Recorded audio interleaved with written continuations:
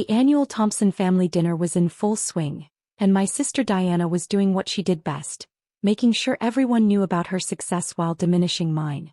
"So," Aunt Patricia asked, passing the mashed potatoes, "how are both my nieces doing in their careers?" Before I could speak, Diana jumped in. "Well, I just got promoted to executive vice president at Sterling Corporation, youngest female executive in the company's history." She smoothed her designer dress, shooting me a smirk. "Sarah, on the other hand, what are you doing these days? Still a secretary somewhere?" I took a sip of water, thinking about the meeting scheduled for tomorrow morning, the one Diana knew nothing about. "I'm an administrative assistant at Quantum Industries," I said quietly. "Right, a secretary," Diana laughed. "Mom, remember when we were kids and everyone thought Sarah would be the successful one? All those perfect grades, full scholarship to business school." Mom shifted uncomfortably. "Diana, please." "No, Mom, it's important to be honest. I mean, look at us now. I'm an executive making 6 figures and she's just a secretary. Life's funny that way, isn't it?" Our younger cousins stared at me with pity. Uncle Robert cleared his throat awkwardly. Aunt Patricia suddenly became very interested in her green beans. "How is Sterling Corp doing?" I asked mildly. "I heard there were some changes coming." Diana waved her hand dismissively. "Nothing I can't handle.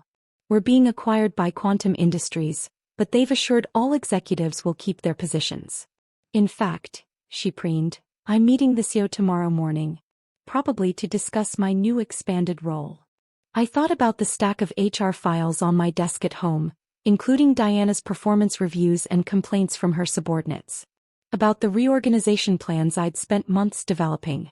About the fact that I wasn't just an administrative assistant.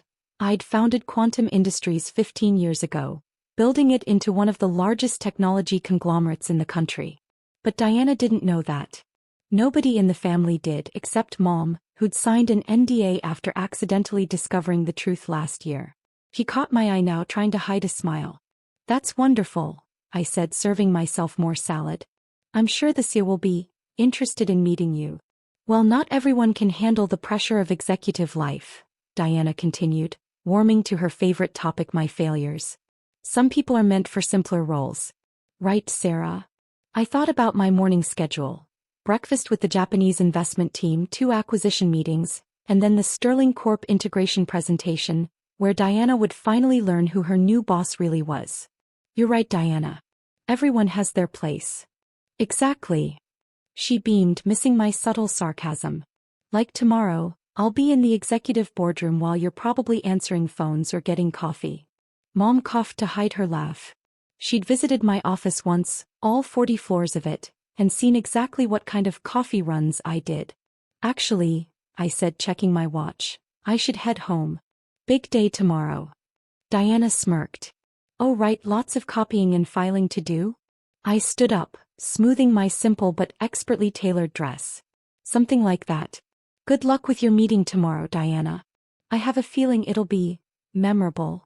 As I left, I heard her start another story about her executive achievements. Let her have tonight, I thought. Tomorrow would change everything. In my car, I checked my messages.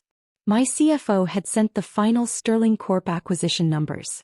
Diana's department was the worst performing division in the company, her leadership style described as toxic and hierarchical. "Confirm the 9 a.m. all-hands meeting," I texted back. "And make sure the org chart changes are ready." Tomorrow, Diana would learn that sometimes the biggest success stories are written by those who don't need to brag about them. The next morning, I arrived at Quantum Industries headquarters at my usual time, 7 a.m. The security guard nodded respectfully as I bypassed the regular entrance and took my private elevator to the top floor. "Good morning, Miss Thompson," my executive assistant James greeted me. "Sterling Corp's management team arrives at 9 a.m. Diana Thompson is already in the building. She came in early to, quote, prepare the executive team for your arrival."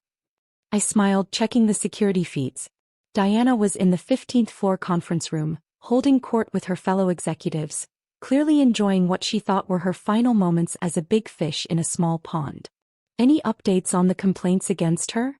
I asked, reviewing the morning's documents. James handed me a thick folder. 3 more came in this week. Apparently, she told a junior analyst that secretaries like my sister were meant to serve executives like her. Perfect timing, I murmured. Is everything ready for the announcement? Yes, ma'am. New organizational chart is prepared, security has been briefed, and HR has the necessary paperwork. He paused. Are you sure you want to handle this personally? I thought about every family dinner where Diana had belittled my career choices, every holiday where she'd paraded her executive status like a crown. Oh yes, I said, standing up. This is definitely personal. At 8:55 a.m., I watched through the security cameras as Sterling Corp's management team filed into the main conference room. Diana sat near the head of the table, obviously expecting to be prominently placed for the new CEO. Send in the preliminary team, I instructed James. Our COO and CFO entered the room, beginning the standard acquisition presentation. Diana's face fell slightly when they didn't immediately acknowledge her self-proclaimed importance. At 9:15 a.m., right on schedule, James made the announcement. Please welcome the founder and CEO of Quantum Industries, Ms. Sarah Thompson. I walked in, dressed in a power suit that cost more than Diana's monthly salary. The room stood respectfully except Diana, who had frozen in her chair, face draining of color. Good morning, everyone, I said calmly, taking my place at the head of the table. Welcome to Quantum Industries. Mom. Diana squeaked, then quickly corrected herself. Sarah. The other executives looked between us, realization dawning on their faces. Some had clearly heard Diana's stories about her secretary sister. Yes, Diana, I smiled. Surprised to see your sister isn't getting coffee? Though I do make excellent espresso in my executive kitchen. Would you like some? She opened and closed her mouth several times, looking like a fish out of water. But you're just an administrative assistant at Quantum Industries? I finished for her. Actually, that was just my cover when I visited Sterling Corp for due diligence. I find people are more honest about company operations when they think they're talking to a secretary. I nodded to James, who distributed the new organizational charts. Diana's hands shook as she received hers. As you can see, I continued, we're implementing some changes. Starting with the executive leadership structure. Diana's eyes widened as she found her name, no longer as executive vice president, but reassigned to a junior management position, reporting to someone 3 levels below her current rank. You can't do this, she burst out. I'm the youngest female executive in Sterling's history. I corrected gently. You were the youngest female executive. Now you're a junior manager on probation, based on these performance reviews and complaints. The conference room had cleared except for Diana and me. She sat there still staring at the organizational chart as if willing it to change. This is revenge, isn't it? She finally said. For all those family dinners. I leaned back in my chair, my rightfully earned CEO chair. Actually, it's business. Your department has the highest turnover rate in Sterling Corporation. Your leadership evaluations are abysmal. 3 harassment complaints in the last month alone. But I'm your sister. Exactly. And as your sister, I've watched you build your career on belittling others. As your CEO, I'm telling you that stops today. I opened my laptop, pulling up her personnel file. Let's review some quotes from your team. Creates a toxic environment. Constantly reminds us of her executive status. My personal favorite. Brags about her secretary sister to prove she's better than everyone. Diana's face flushed. You've been spying on me? No, I've been evaluating you just like every other executive in a company I'm acquiring. The fact that you're my sister didn't earn you special treatment, good or bad. I stood up, walking to the floor-to-ceiling windows overlooking the city. You know what's ironic? If you'd spent less time mocking my supposed career and more time being a decent leader, you might have kept your position. What do you mean? Your team's productivity is down 40% from last year. Client complaints have tripled. But your expense reports show weekly executive lunches, daily car service, and... I checked the file, a $5,000 office chair because, quote, executives deserve the best. She slumped in her chair, the standard one that had replaced her luxury throne this morning. Why didn't you ever tell me, she whispered. About founding Quantum. Would it have mattered? Would you have suddenly respected administrative assistants? Treated your team better?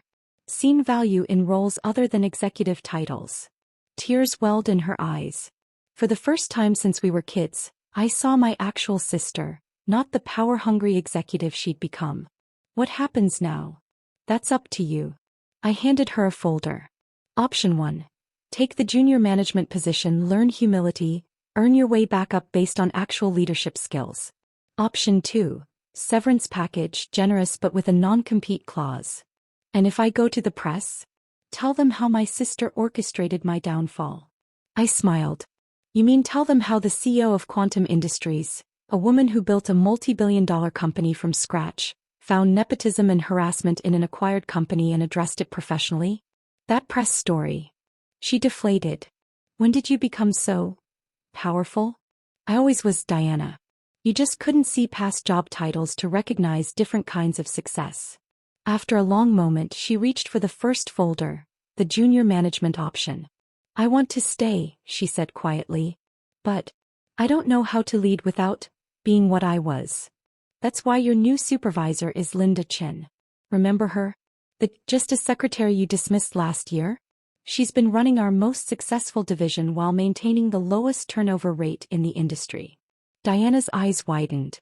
The secretary who brought me coffee is now your boss, I finished. Funny how life works out, isn't it? 3 months later, Diana attended her first family dinner as a junior manager. The difference was striking. No designer dress, no bragging, no put-downs. Instead, she talked about learning from Linda, about discovering what real leadership meant. Sarah, she said as we cleaned up afterward, I owe you an apology. Many apologies, actually. Keep them, I replied.